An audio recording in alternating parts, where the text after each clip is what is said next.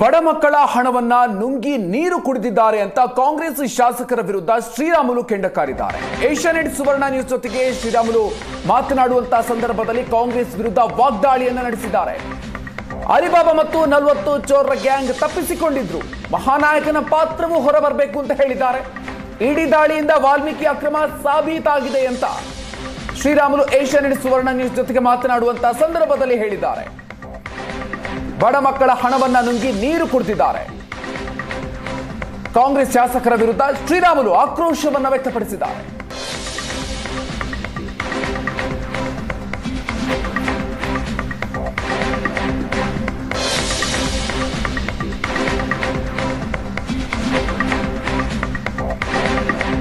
ಬಿಜೆಪಿಯ ಹಿರಿಯ ನಾಯಕರು ಮಾಜಿ ಸಚಿವರಾದ ಬಿ ಶ್ರೀರಾಮುಲು ಅವರು ನಮ್ಮ ಜೊತೆ ಇದ್ದಾರೆ. ವಾಲ್ಮೀಕಿ ಹಗರಣದಲ್ಲಿ ಅನೇಕ ಜನರ ಹೆಸರುಗಳು ಕೇಳಿಬಂದವು. ಒಂದು ಅಧಿಕಾರಿಯ ಸಾವಾಯಿತು, ಆತ್ಮಹತ್ಯೆಯನ್ನು ಮಾಡಿಕೊಂಡ್ರು, ಸಂಸದರುಗಳ ಹೆಸರುಗಳು ಚರ್ಚೆ ಆದವು, ಚುನಾವಣೆ ಬಳಕೆ ಆಯಿತು, ಇತ್ಯಾದಿ ಚರ್ಚೆಗಳು ಕೇವಲ ಬಾಯಿ ಮಾತಿಂದ ಬಾಯಿ ಮಾತಿಗೆ ಹೋಗ್ತಾ ಇತ್ತು. ಆದರೆ ಇವತ್ತು ಇಡಿ ದಾಳಿಯನ್ನು ಮಾಡಿದೆ, ವಿಚಾರಣೆಯನ್ನು ಮಾಡ್ತಾ ಇದೆ. ಏನು ಹೇಳ್ತೀರಿ? ವಾಲ್ಮೀಕಿ ಅಭಿವೃದ್ಧಿ ನಿಗಮದಲ್ಲಿ ಒಬ್ಬ ಚಂದ್ರಶೇಖರನ್ ಅಂತ ಅಧಿಕಾರಿ ನೇಣಿಗೆ ಶರಣ ಆಗ್ತಾನೆ. ಒಬ್ಬ ಮನುಷ್ಯ ಸುಸೈಡ್ ಮಾಡ್ಕೋಬೇಕಂದ್ರಿಗಿನ ಅವ್ರು ಗಟ್ಟಿಯಾದಂಥ ನಿರ್ಧಾರಗಳು ಏನು ತಗೊಂಡಿರ್ಬೋದು, ಎಷ್ಟು ಒತ್ತಡ ಇರ್ಬೋದು ಅಂತೇಳಿ ಅರ್ಥ ಮಾಡ್ಕೊಡ್ರಿ.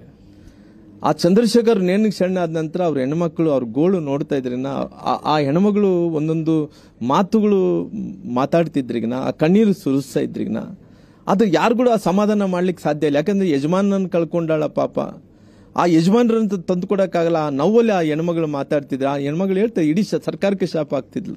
ಆ ತಾಯಿ ಏನನ್ನ ಸಮಾಧಾನ ಆಗಿದೆ ಅನ್ನೋ ಗೊತ್ತಿಲ್ಲ. ಯಾಕಂದ್ರೆ ಇವತ್ತು ಅವರು ಯಜಮಾನರಿಗೆ ಸಾವಾಗ ಕಾರಣವಾದಂತ ವ್ಯಕ್ತಿಗಳ ಮೇಲೆ ಎಲ್ಲೋ ಒಂದು ಕಡೆ ಅವ್ರು ನಾಗೇಂದ್ರ ಅವರಂತ ಅಧಿಕಾರ ಕಳ್ಕೊಂಡ, ಮಂತ್ರಿಗಳು ಅಧಿಕಾರವನ್ನು ಕಳ್ಕೊಂಡ್ರು, ಜೈಲಿಗೆ ಕೂಡ ಹೋಗಿ ಬಂದ್ರು.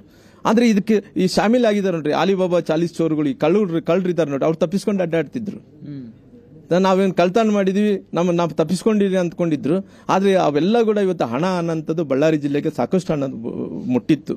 ಯಾಕಂದ್ರೆ ಈ ಹಣವನ್ನು ಪರಿಶಿಷ್ಟ ಜಾತಿ ಪರಿಶಿಷ್ಟ ಪಂಗಡಗಳ ಏನು ವಾಲ್ಮೀಕಿ ಅಭಿವೃದ್ಧಿ ನಿಗಮದಲ್ಲಿ ಹಣ, ಮಕ್ಕಳ ಹಣ, ಸ್ಕಾಲರ್ಶಿಪ್, ಪ್ರೋತ್ಸಾಹನ, ಅವ್ರಿಗೆ ಬೇಕಾದಂಥ ಯೋಜನೆಗಳ ಹಣ ಎಲ್ಲ ಕೂಡ ಇವತ್ತು 187 ಕೋಟಿ ರೂಪಾಯಿ ತಗೊಂಡು ಬಳ್ಳಾರಿ ಜಿಲ್ಲೆಯಲ್ಲಿ ಚುನಾವಣೆ ಮಾಡಿ ಸಂಸದರು ಶಾಸಕರೆಲ್ಲ ಗೆದ್ದುಬಿಟ್ರು. ತುಕಾರಾಮ್ ಅವರು ಸರಳ ಸಜ್ಜನಿಕೆ ರಾಜಕಾರಣಿ, ನೋಡ್ಬೇಕಾಯ್ತು. ಅವ್ರು ನೋಡಿದ್ರೆ ಅವರು ಒಂದು ಹಾಲುಗನ್ನ ಕೊಟ್ಟು ಅವ್ರು ಕುಡಿತಾರಲ್ಲ ಅನ್ನೋಂಥ ಪರಿಸ್ಥಿತಿ ಇರ್ತಾರೆ.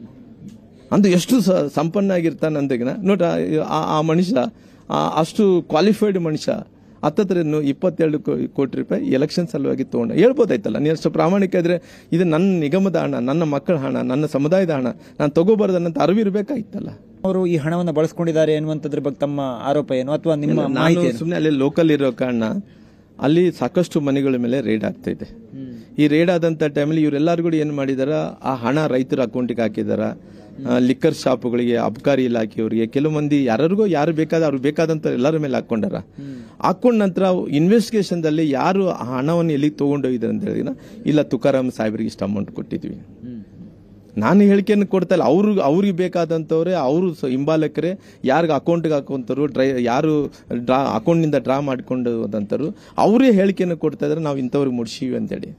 ಮಹಾನಾಯಕರ ಹೆಸರನ್ನ ಕೇಳೋದಿಲ್ಲ, ಯಾಕಂದ್ರೆ ಬಿಜೆಪಿಯವರು ಯಾರಿಗೆ ಮಹಾನಾಯಕರು ಅಂತ ಹೇಳ್ತಾರೆ ಹೇಳೋದು ಗೊತ್ತಿದೆ, ರಾಜ್ಯ ಜನತೆಗೂ ಗೊತ್ತಿದೆ, ಮಾಧ್ಯಮಕ್ಕೂ ಗೊತ್ತಿದೆ. ಮಹಾನಾಯಕರ ಪಾತ್ರ ಏನಿದೆ ಅಂತ ಅನ್ಸುತ್ತೆ ನಿಮಗೆ? ನನಗೆ ಗೊತ್ತಿರುವಂತ ಪ್ರಕಾರ ಇದರಲ್ಲಿ ಎಲ್ಲರೂ ಶಾಮೀಲ್ ಇದ್ದಾರೆ.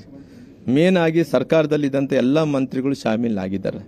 ದೊಡ್ಡವರು ಹಿಡ್ಕೊಂಡು ಎಲ್ಲಾ ಮಂತ್ರಿಗಳು 34 ಮಂದಿ ಮಂತ್ರಿಗಳು ಶಾಮೀಲ್ ಇದ್ದಾರೆ ನೋಡ್ರಿ. ಯಾಕಂದ್ರೆ ಸರ್ಕಾರದ ಅಮೌಂಟ್ ಮುಟ್ಟುತ್ತಾರಂತ ಅವ್ರಿಗೆ ಎಲ್ಲೊಂದ್ ಕಡೆ ಧೈರ್ಯ ಇರ್ಬೇಕಲ್ರಿ.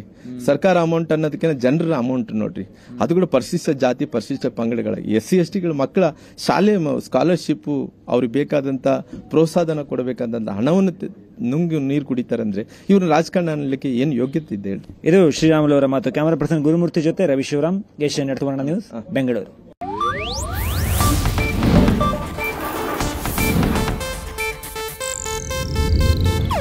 ಇದು ಏಷ್ಯಾನೆಟ್ ನ್ಯೂಸ್ ನೆಟ್ವರ್ಕ್ ಪ್ರಸ್ತುತಿ.